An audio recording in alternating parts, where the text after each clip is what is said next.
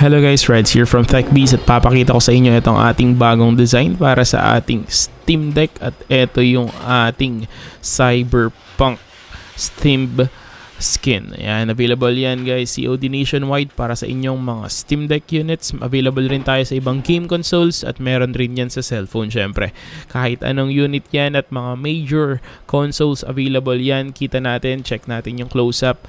Ayan guys, kung alam niyo yung larong Cyberpunk, ayan, doon natin kinuha yung concept niya. Meron siya mga Japanese text, yung mga buttons niya ay merong honeycomb. Yan, zoom natin, honeycomb para mga pattern vectors mixed with mecha lines. Ayan, at meron tayong yung buttons, kasali rin yung buttons dyan. At tignan nyo yung top area natin, covered rin ng skin natin yung top area ng Steam Deck. Meron siya dedicated para sa plus, minus, volume, power button.